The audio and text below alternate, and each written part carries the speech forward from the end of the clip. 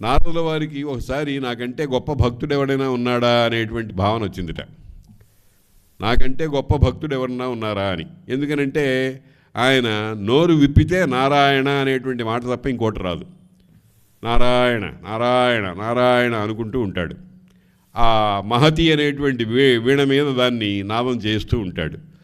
ప్రపంచం అంతటా కూడా నారాయణనే చూస్తూ ఉన్నాడు. అటువంటి నారదుల వారికి ఇది ఊరికే కథ నిజమనిగా అనుకోకూడదు. మనకి ఒక చక్కని అభిప్రాయాన్ని తెలియజేయడం కోసం ఈ కథను తయారు చేశారు. నారాయణ నారాయణ అని జపం చేస్తూ ఉన్నాను కదా, నాకంటే గొప్ప భక్తుడు ఎవరన్నా ఉన్నారా అనేటువంటి భావన వచ్చిందిట. ఆ భావన అనేటువంటిదే అహంకారం. అది ఎటువంటి వాడికైనా వచ్చే అవకాశం ఉంది అనేటువంటిది చెప్పడం కోసం ఈ కథను అల్లారు. నిజానికి ఇది సత్యం కాదు. అటువంటి నారదుల వారు నారాయణ నారాయణ అనుకుంటూ నారాయణుల వారి దగ్గరికి వెళ్ళి, స్వామి నాకంటే ఈ సృష్టిలో గొప్ప భక్తుడు ఎవరన్నా ఉన్నారా అని అడిగాడు. అడిగితే, నువ్వు భక్తుడివే నిజమే కానీ నీకంటే గొప్ప భక్తుడు ఫలానా ఊళ్ళో ఓ పల్లెటూళ్ళలో ఒక రైతు ఉన్నాడు, వాడిని చూసిరా అని అన్నాడు. అనేటప్పటికీ ఆశ్చర్యం వేసింది, కొంచెం అసూయ కూడా కలిగింది.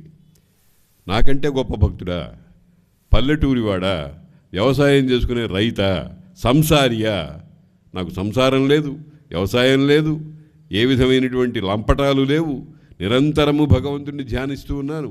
అటువంటిది నేను వెళ్ళి ఒకానొక చిన్న వ్యక్తిని నాకంటే గొప్ప భక్తి గలవాడుగా చూచి రావటం అనేటువంటిది ఎంత ఘోరమైన విషయము అనుకుని, సరే భగవంతుడు చెప్పాడు కనుక వెళ్ళాడు.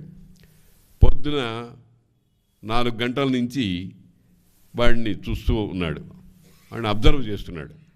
వాడు నిద్ర లేచిన వెంటనే ఒక్కసారి నారాయణ నారాయణ అని ఒకసారి అనుకున్నాడు. తర్వాత వాడి పనులన్నీ చేసుకుంటున్నాడు.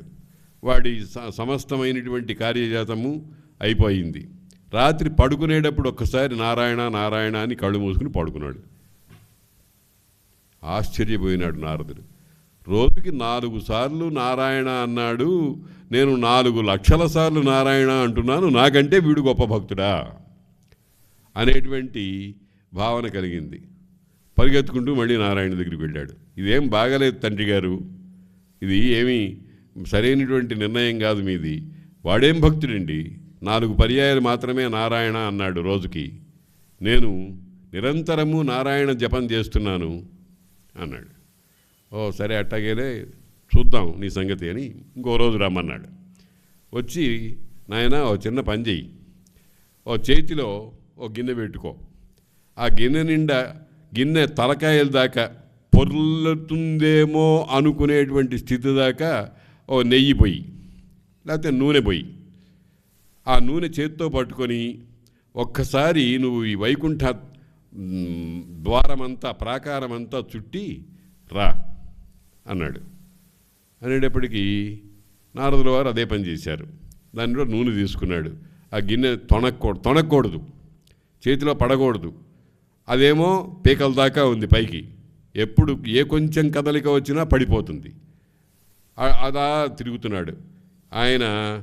సర్వేంద్రియాలు, మనస్సు, ప్రాణము అంతా నూనె మీదనే, అంత జాగ్రత్తగా, మొత్తానికి జాగ్రత్తగానే తిరుగుకొచ్చాడు, ఒక్క బొట్టు కూడా కింద పడకుండా. చాలా సంతోషంతో ఆనందంతో, స్వామి ఇదిగో నేను మీరు చెప్పినట్టు చేసి వచ్చాను అన్నాడు. చేశావు కానీ ఈ ప్రదక్షిణం చేసే లోపల ఎన్నిసార్లు నారాయణ స్మరణ చేశావురా అన్నాడు. నారాయణ స్మరణ, నూనె స్మరణ చేశాను స్వామి, నారాయణ స్మరణ ఏం చేయలేదు అన్నాడు. నీకు కొంచెము పాటి కాలంలో ఓ చిన్న వస్తువు మీద దృష్టి పెట్టినప్పుడు దాని మీద తప్ప నా మీద నీకు ధ్యానం లేదే, వాడు సంసారము అతి విస్తృతమైనటువంటి సంసారాన్ని భరిస్తూ మొత్తము 24 గంటల్లో వాటి అన్నిటి యందు కూడా ఆ నిమగ్నుడై ఉండి కూడా 4 పర్యాయాలు నారాయణ స్మరణ చేశాడు. నువ్వు గొప్ప భక్తుడా, వాడు గొప్ప భక్తుడా ఆలోచించుకో అన్నారు. కాబట్టి ఇది చాలా చిత్రంగా ఉంటాయి ఇటువంటి విషయాలు. నేను మళ్ళీ చెప్తున్నాను, ఇది ఊరికే మనకు వివేకం కలిగించడానికి చేసినటువంటి పనే. అందుకనే భగవత్ స్మరణలో నైరంతర్యం కావాలి. నైరంతర్యం అంటే బ్రేక్లెస్నెస్, అవిచ్ఛిన్నత ఉండాలి. అవిచ్ఛిన్నత ఉంటే ఎట్లాగండి? మనం సంసారంలో ఉన్నాం కదా అంటే సంసారంలో ఉంటూ కూడా ఆ అవిచ్ఛిన్నతను సంపాదించవచ్చు అని ఇదివరకు అనుకున్నాం. పుంఖానుపుంఖ విషయేక్షణ తత్పరోపి బ్రహ్మావలంబన ధియం న జహాతి యోగి సంగీత వాద్యలయ నృత్య వశంగతాపి మౌళిస్థ కుంభ పరిరక్షణ ధీర్నటీవా అని ఆ మార్గం ఉంది అని అన్నారు. అందుచేత నేను ఈ సృష్టి కార్యము అనేటువంటి దానిని రజోగుణము అనే దాని సహాయంతో చేస్తున్నంతసేపు నాకు భగవద్ దర్శనం జరగదు. ఆ సృష్టి అనేటువంటి పనిని తీసి అవతల పెట్టేసి రజోగుణము అనే దానిని తుడిచివేసుకొని ఏకమైనటువంటి రజస్ తమస్ స్పర్శలేనిటువంటి శుద్ధ సత్వమును కూడా వదిలిపెట్టేసేసి ఎప్పుడైతే నేను భావిస్తానో అప్పుడు నేను ఆ స్వామిని దర్శించుకుంటాను.